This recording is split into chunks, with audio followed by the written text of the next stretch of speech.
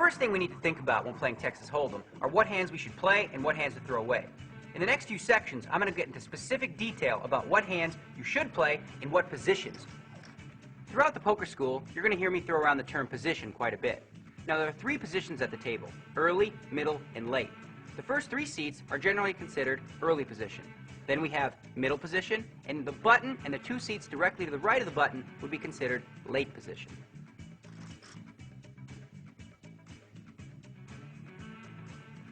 Well, the first group of hands that we're going to look at are big pairs and ace-king suited.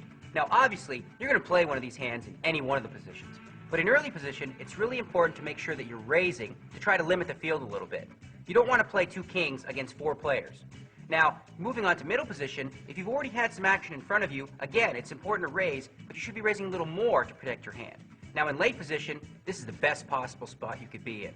You've already seen all the action in front of you. You're going to get to act last on every single street, which is a huge benefit in Texas Hold'em. Now, again, with one of these hands, you should raise. So in all 3 situations, you should basically be raising with these hands. Since they're so good, you want to put more money in the pot. Now, with hands like King-Jack offsuit or Queen-10 offsuit, those are both decent hands. The problem with those hands come into play when you flop top pair with a weak kicker. Let's say, for example, you had King-Jack, which is what I like to call the rookie hand, and the flop comes King-4-5. Well, if you catch that king on the flop, you're going to be sucked into the river. And if somebody has a better kicker than you, ace-king or king-queen, you're just going to be losing a lot of money with that hand.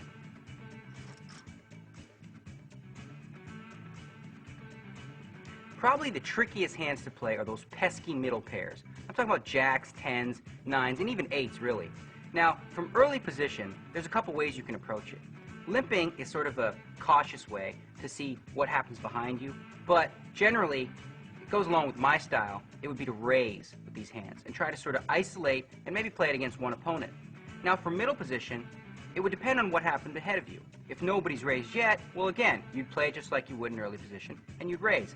However, if somebody's already raised in front of you, and you're looking down at 2 8s, I don't know, if the guy's raising from early position, chances are he's got a real good hand. With 8s, I think I would just call there and see a flop. If you catch an 8, now we've got a real hand. From late position, if nobody's entered the pot yet, this is a perfect kind of hand you want to attack the blinds with by making a raise. However, again, if there's a raise in front of you, I just call. Now, if you're facing a raise and a re-raise, well, how can 2 8s or 2 9s be good? That's a time to save some money, throw it away, and don't find yourself in a bad spot with 8s up against a bigger pair like queens or kings.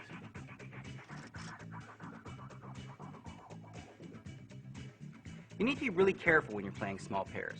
In early position, I advise just limping in and trying to see the flop cheaply. Now, you could fold, and that's probably what the books would tell you to do. The other option would be to raise. And now, I'd only recommend raising if you feel like you've got command of the table and that the blinds are really on the conservative side.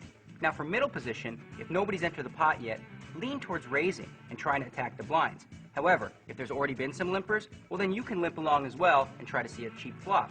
Now, if there's been a raise already, if it's a small raise, maybe you can see a flop and try to flop a set. Now, from late position, this is ideal.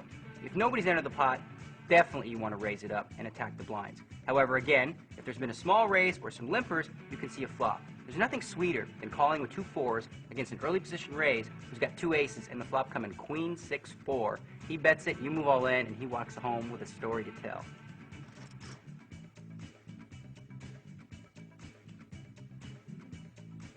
Suited connectors. Now we're getting into the fun stuff. If you play these hands correctly, you can win yourself a lot of money. From early position, with a short stack, you just got to throw it away. If you had a big stack, though, you might be able to throw in a small raise for deceptive purposes. Now, in middle position, if you're facing a raise, it depends how big the raise is in relation to your stack size. If the raise is too big, well, you just can't play. However, if nobody's played, you can come in with a raise and go after the blinds. In late position, now this is where it gets fun.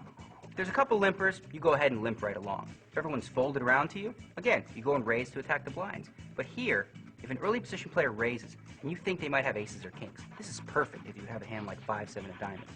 He has aces. So what? If you hit your flop, you've got him right where you want him. Think about it. Say you flop it straight. He bets, you raise, he sticks it all in. You're like, sweet, I got the nuts straight. He's got a story to tell his buddies about how bad you play. So the bottom line with suited connectors is it's really all about implied odds. Think of it like fishing. You're throwing out the bait, and then really what you're trying to do is reel in a big sucker if you hit a good flop.